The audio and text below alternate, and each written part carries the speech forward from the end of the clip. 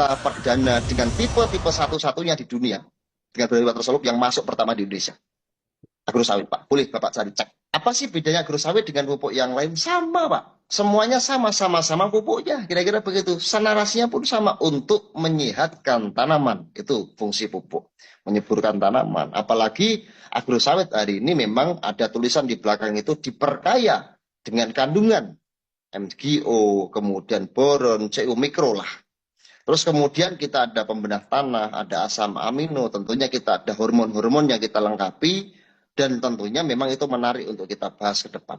Namun bicara NPK harus SNI melewati beberapa fase, pengujian lah, uji kelayakan lah, setiap bulan kita pasti ada pengecekan lah, kita berbasis NPK. Kenapa sih Pak kemasannya 10 kilo, kenapa nggak 50 kilo? Nah, kemudian ada bertanya, Pak, kenapa sih ini sedikit aja penggunaannya? Mungkin itu menarik untuk kita bahaskan.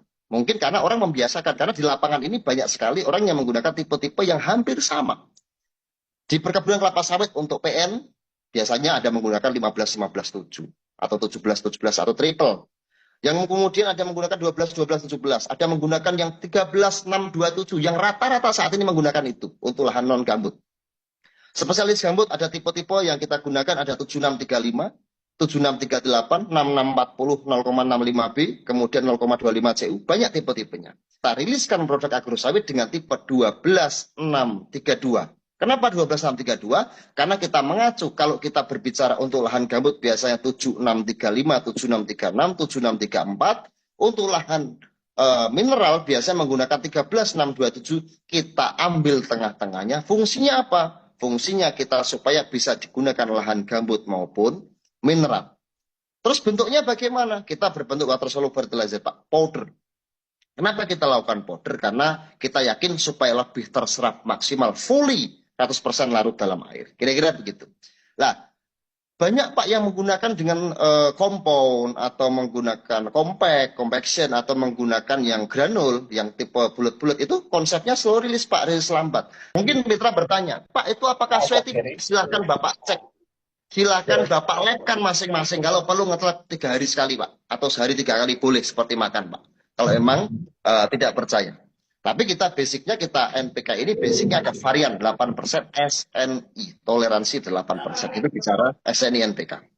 Kenapa sih penggunaannya 2 kilo yang biasanya versusnya 8-9 kilo? Tanaman itu makan tiap hari Pak, sawit Pak. Makan tiap hari minum 18-20 liter kebutuhan makan atau minumnya dari airnya kebutuhan segitu.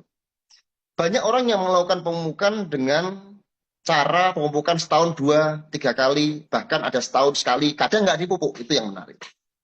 Dengan pupuk banyak, kalau saya punya pendapat, kalau kita bicara pupuk water soluble seperti ini, karena kita konsepnya fast release, kita pupuk tak banyak Pak, tapi sering-seringlah diberi pupuk. Misal, ini penggunaan SOP di sini kita jelaskan.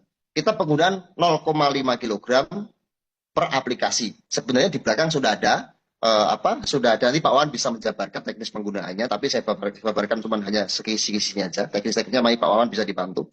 Terus kemudian yang paling bagus pupuk adalah sering dipupuk, bukan banyak tapi sekali Pak, karena kita tahu pupuk bahwa apalagi water soluble Pak, kita taruh ke air aja langsung lenyap, kita taruh ke tanah aja langsung dia lenyap.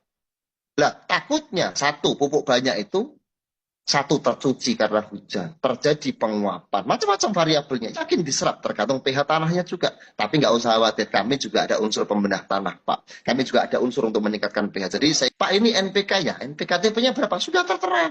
Di kemasan sudah ada kemasan di situ 12-632, N12, P6, K32. Kita full spec, Pak, full spec. Kita sesuai dengan itu.